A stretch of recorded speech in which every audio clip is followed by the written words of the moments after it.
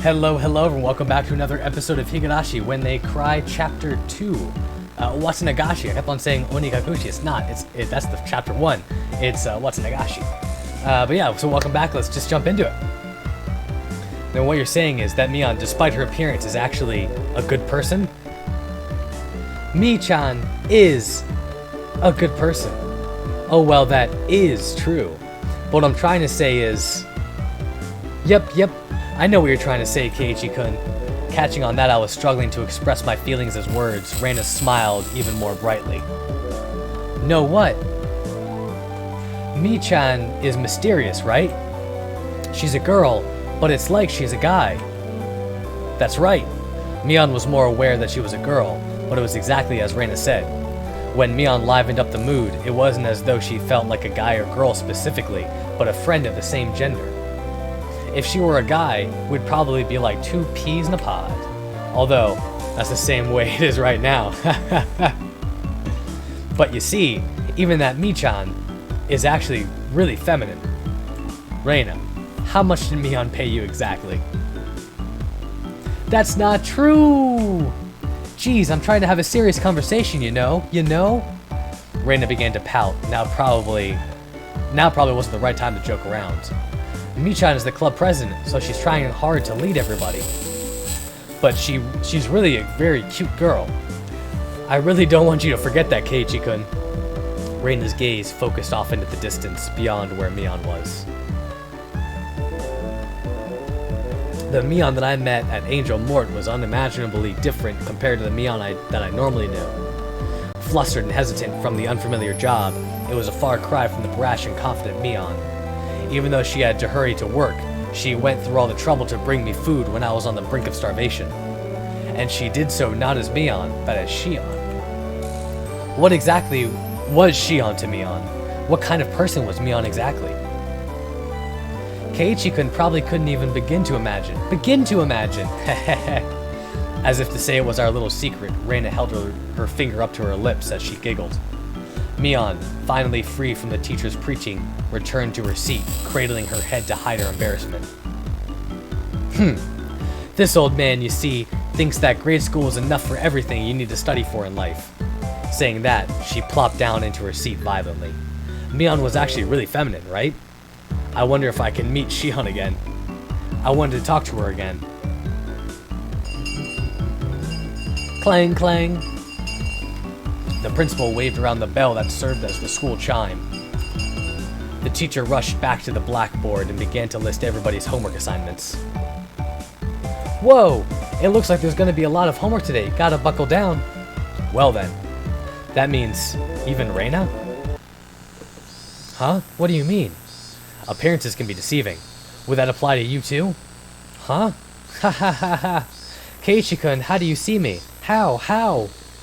The Reina Ryugu that I knew sometimes took things too far, but was generally a kind and gentle ideal girl. Really?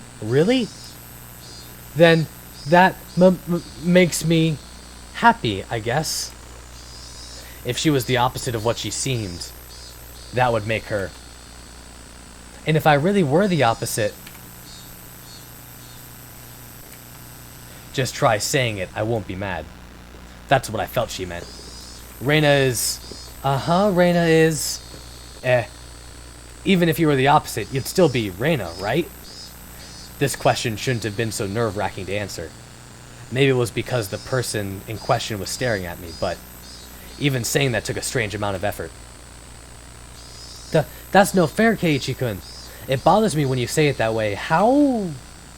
Perhaps unable to endure my silence, Reina's face began to burn red with embarrassment. Reina! Kei-chan! Let's go home! Mion walked over and started getting ready to go home. Whenever school is over, she really does get noticeably more energetic. It was the same relaxing walk home as always. Digging around my pocket on a whim, I noticed something that should have been there was missing. What's the matter, Kei-chan? The key to my house I always carry is gone. Man, where did I lose it? It's fine today since my parents are home, but still, this is bad. That sure is troublesome. Did you forget it somewhere? Or did you drop it? Which one was it? Did I take it with me this morning in the first place? Huh? Huh? Kei-chan, did that key have anything that would make it stand out? Yeah, it's on a keychain. It was a blue fur seal. Something I made for summer homework a long time ago. Huh? Does it have its eyes shut? Like it's taking a nap? Oh, how did you know? Yeah, that's it. Mion looked away and began to whistle. Of course she took it. Let's see. You went for dinner at Angel Mort a couple days ago, right? That night, the staff found a key, and there was a fur seal keychain attached to it.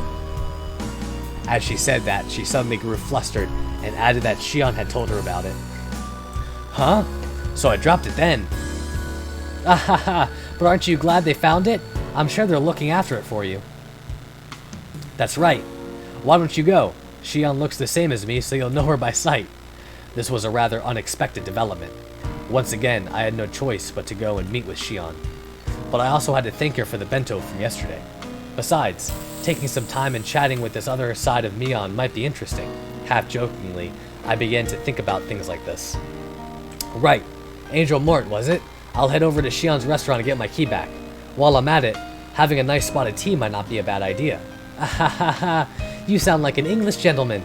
That totally doesn't suit you, Kei-chan. Is this the restaurant? The one that Mi-chan's little sister is working at? Yeah, why don't we go together, Reina? Sorry to disappoint you, but I have plans with my father today. Some other time.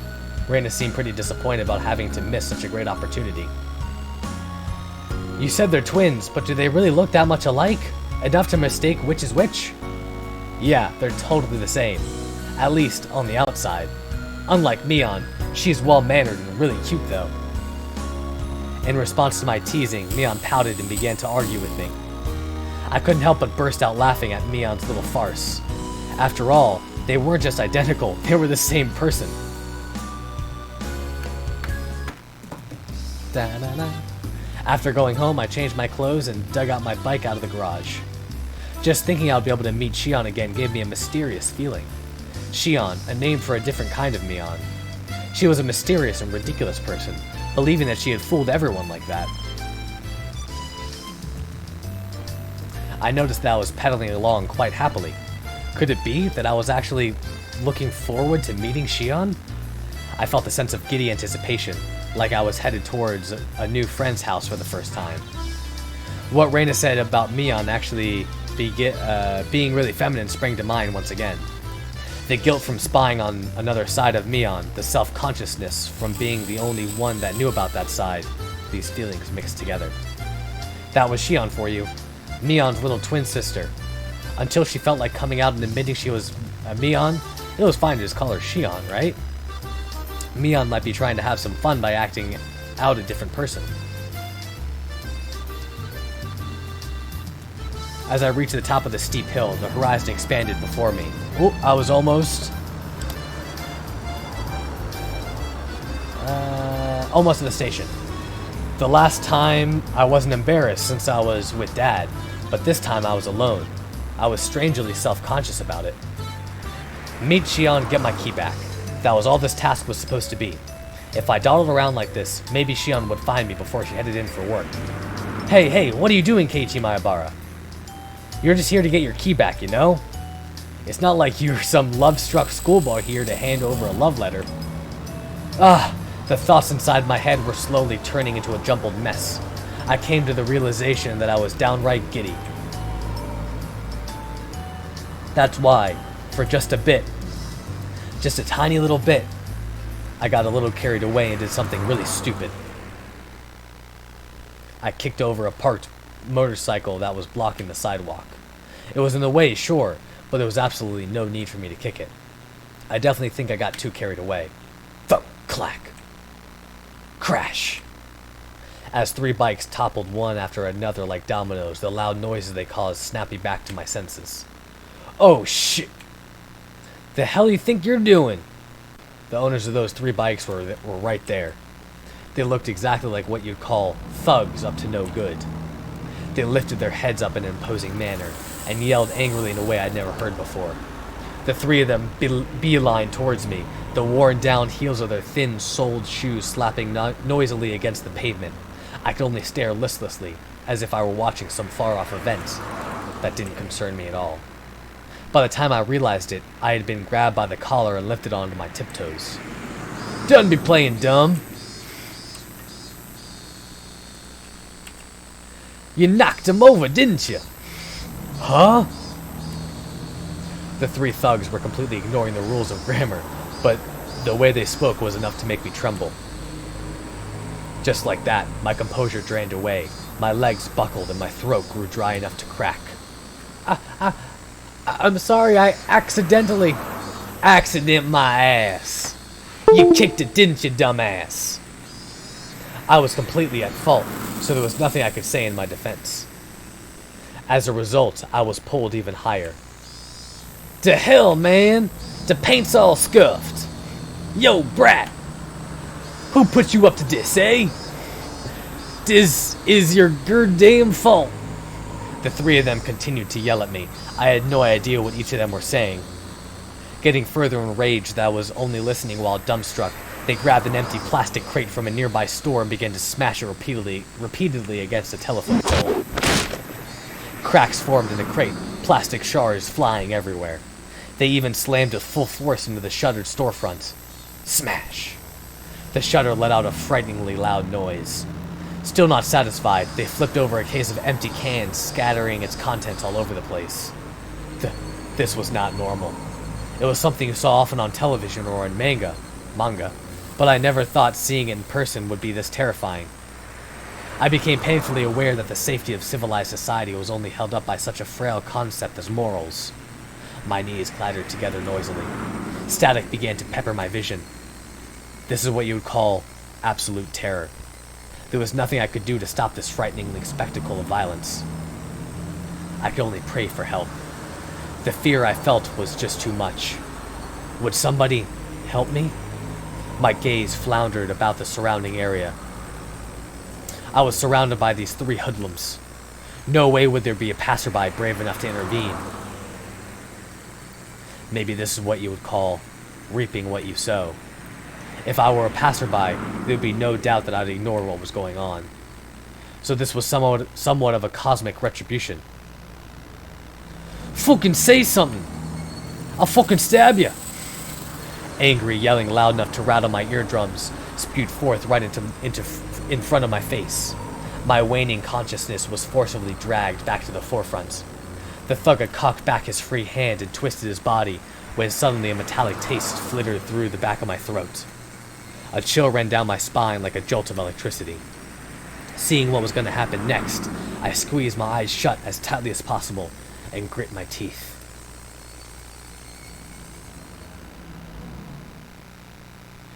You're making quite the racket, you stupid pieces of trash. Get out of my sight. That voice was a short distance away. Still holding me by the collar, the three thugs spun around to look behind them. Ha ha ha! Yeah, Mion! The fuck you say? Staying there was Shion. I mean, Mion. She stood there, displaying an imposing stature that I'd never seen before. She didn't have the same look on her face as she did when we were playing around during the club. Those were the eyes that would instill fear in anyone who looked upon them, the eyes of a raptor. They were the epitome of terror. At the same time, they were the most reassuring things in the world. I'll only say this one more time. Let go of Kei-chan and get lost. Mion, without an ounce of fear, lay down in her ultimatum. Of course, there was no way those three wouldn't go absolutely berserk. The situation instantly turned explosively dangerous. You fucking bitch! I'll fucking bash your head in! Stop it, Mion. These guys are like rabid dogs. No amount of bluffing will work. Mion, it's dangerous. So I knew what I was saying was pathetic, but I couldn't let Mion get involved in this. No matter how you looked at it, Mion was only bluffing. But did Mion even know the meaning of the word bluff? However, the reason behind everything soon became apparent. They were slowly increasing in number, little by little. At first, it was only businessmen on their way home stopping to take a look. Then it was housewives in the middle of the shopping taking a gander. Next, what seemed like the owner of some store showed up, and it was pretty clear he wasn't just looking. Around Mion, there was already about seven people gathered. It felt different than people coming out to support a friend. If I had to say why, it was because the group that gathered was diverse in age and gender. The three thugs seemed to slowly realize that there was something strange about the situation. Who the hell are these guys? Behind them, at some point, four more people of differing clothes and ages had gathered. A girl who looked to be in middle school, a man wearing a bakery apron, an old lady in a house-cleaning smock. More and more people of various ages. Their gauges, comparable to Mion's, were of hostility, of intimidation. Before I realized it, over 10 people had formed a ring around us. At that moment, 5 elementary schoolers ran in and joined the circle. There were some familiar faces, some of our classmates. Then these people were residents of Hinamizawa. More and more people from Hinamizawa gathered around. In obvious contrast, the residents of Okinomiya were passing by as quickly as possible. The fuck are you guys? Go the fuck away! The group surrounding us had suddenly swelled to around 20 people. Completely encircled, the faces of the thugs began to show the first signs of panic. Nobody spoke a word, Mion included. That made everything completely unnatural, and depending on which side you were on, completely terrifying. Only the thugs' voices echoed out like they were screaming. Somebody took a step forward, closing the gap between them. As they did, everybody else took a step forward, shrinking the circle. The hoodlums went pale as they were pushed together, back to back, while still yelling angrily. They were trying to string together vulgarities, but for some reason, it sounded like they were crying out for help. All right, what's going on here? What's going on? It was sudden. A solidly built officer cut his way through the crowd. At some point, 2 police cars had arrived. Some passerby had undoubtedly called for them. Several burly officers appeared from inside the second vehicle. Oh, officer, good timing. There you go, the extortionist caught red-handed. Please arrest them. The fuck? This brat's the one that's wrong here. Mion, returning to her usual self, was nonchalantly pointing out the hoodlums to the police. Of course the thugs were furious, but now that it had come to this, there was nothing they could do. It was their loss. Okay, come over here for a sec. Come here, come on already. The officers handcuffed the thugs and dragged them towards the patrol cars. The fuck, let me go! We're the victims here, are you listening, damn it? No matter how much of a ruckus they caused, the officers paid no heed. In the blink of an eye, they were crammed inside the 2 vehicles. They could still be heard yelling while inside the police cars, but what they were saying was no longer intelligible. Hey! Are you alright? Are you injured? He was probably a detective.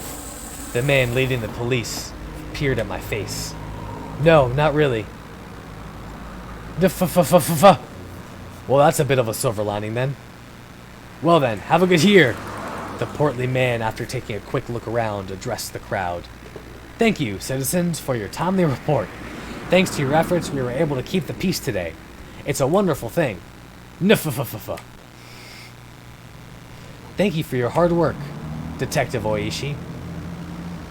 As a citizen, I thank you for your daily efforts. It's an honor for a detective from the 1st Division to come out all this way. The way Shion talked didn't have a very pleasant tone. It was a coincidence. I happened to hear the call over the radio on my way back from the prefectural office. I just made a little detour. Please keep up the good work. I pray for success in your future endeavors. Aw, shucks. It's a good thing there were no injuries, though. Oishi-san! We're done here. Let's go! Well then, have a good year. I'm sorry, could you make way? The detective named Oishi, after jovially making pleasantries, lumbered over to the waiting police car. It quickly set off, disappearing down the city streets. It was over so quickly. So quickly I was dumbstruck. I didn't even get to ask the officer what was going on. It was like they came here quickly to disperse the mob before any trouble could start. After making sure that police cars had left, Mion snapped her fingers sharply. Alright, that's a wrap. And don't come back. That was the signal. The tension melted away in an instant as everybody began smiling. A middle-aged man helped me up. Are you okay, young Mayabara? Next time, pick your fights a bit better. It's not like I wanted to fight. Are you hurt anywhere? If you hit your head, it would be a good idea to get an x-ray taken. An older lady I didn't know the name of was concerned about my injury. You were lucky this happened right in front of the station when it was busy. Otherwise, we wouldn't have been able to gather as many people. Next time, be more careful. City kids these days are pretty unruly. Grumble. I was even warned by the old lady in the smock. As Shion finished applauding the dispersing group for their efforts, she strode over to me. Well, you're pretty good, Kei-chan. But I also think you should be more careful about who you pick a fight with. Thanks, Mion. You saved my bacon there. Like I said, I'm Shion. She made a troubled expression as she turned her gaze downward, blushing in embarrassment. I heard from my sister. That first seal keychain was yours, Kei-chan. Oh yeah, that's right. I was just heading to the restaurant. And you ended up feeling so excited that you got mixed up in something weird? Now it's my turn for my face to go red. I didn't want to admit it. I didn't want to admit that she was spot on. Well, I was just unlucky. But you really saved me, Shion. You don't have to thank me. So if you see somebody else getting bullied, help them out, okay? We value that kind of thing very highly here. I was well versed in that sense of camaraderie. But the way I was rescued just now, something seemed a little off about that. While I was helped out, it was honestly to an almost disturbing degree. You're coming in the restaurant, right? You must be tired, so why don't you relax for a bit? My treat. Seems that she caught the glimmer of suspicion in my eyes. Without waiting for my answer, Shion began walking. Higurashi, when they cry.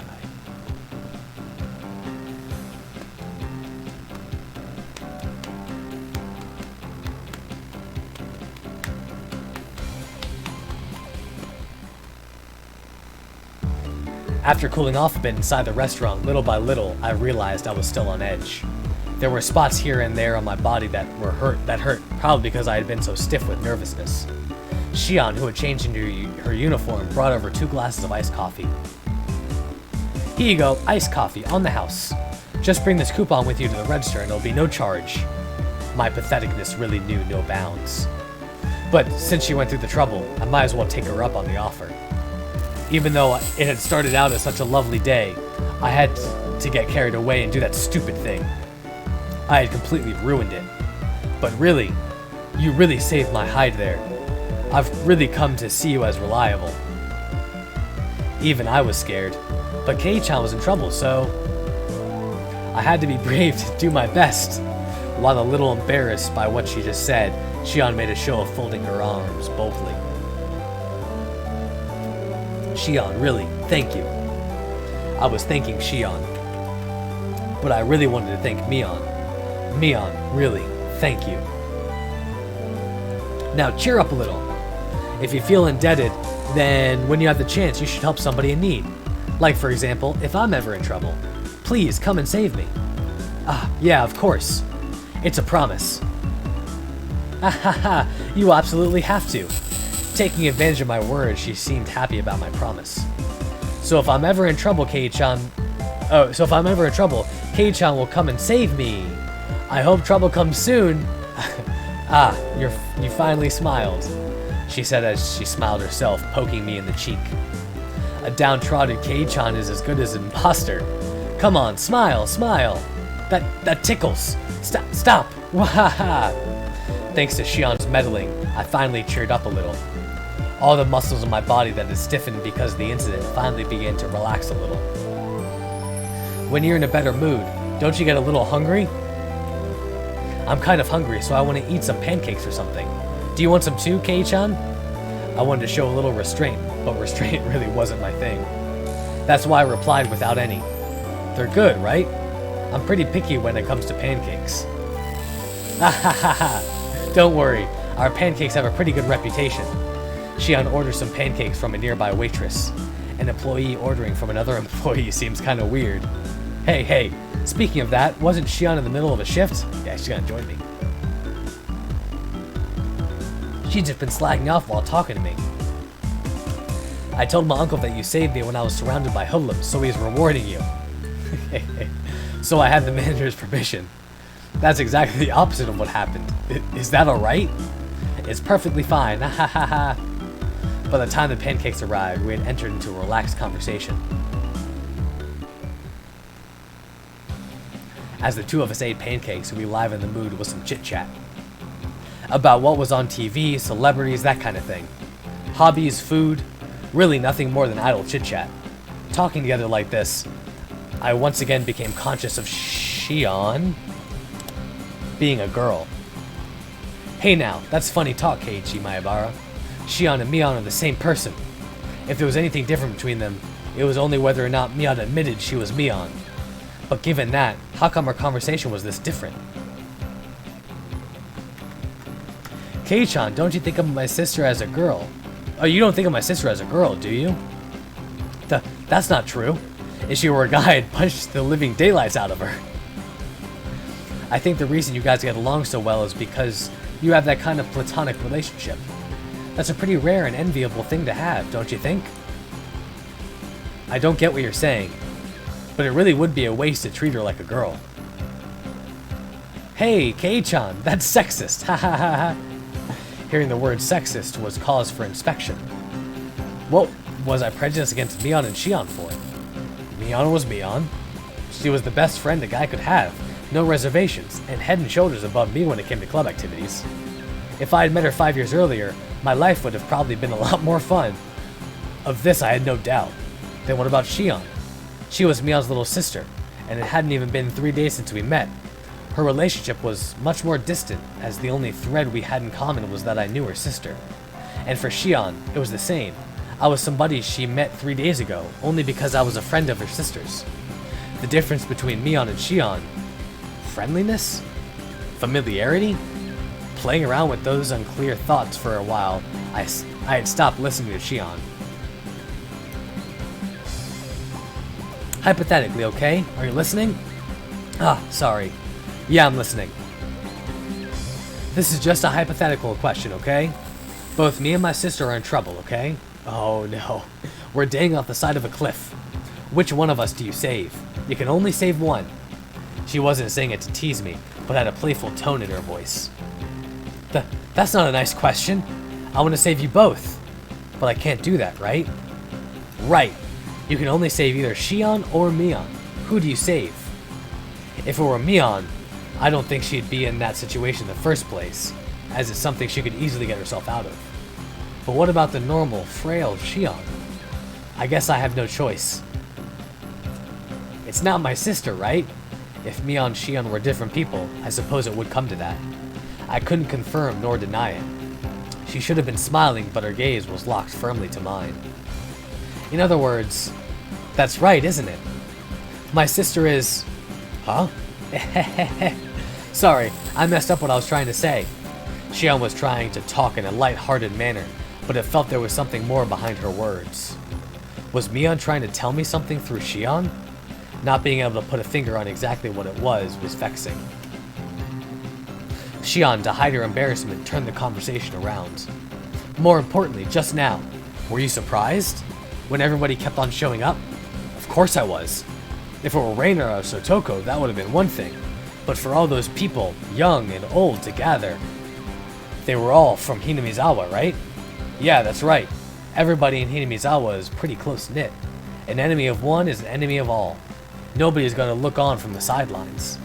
They're a pretty reliable group of residents. If somebody's being picked on, then everybody unites to get rid of the bully. It kinda sounds like the Mafia or Yakuza's brand of unity. You shouldn't say something like that. It's something you should be thankful for. You were saved by that unity, weren't you? Never forget to show your appreciation. I half-heartedly agreed. I knew full well I should be appreciative. Everybody really is close-knit, aren't they? Maybe it's because of tradition? Hinamizawa has been in danger of becoming a ghost town on several occasions. There's been a history of the villagers uniting together for each time the fight the villages continue existence. For example, Kei-chan, did you know about the Hinamizawa Dam project? Well, yes, I do. And with that, that's where I'm going to end this episode. Hope you guys have enjoyed. Thank you for liking, commenting, and subscribing. I'll see you in the next one. Peace!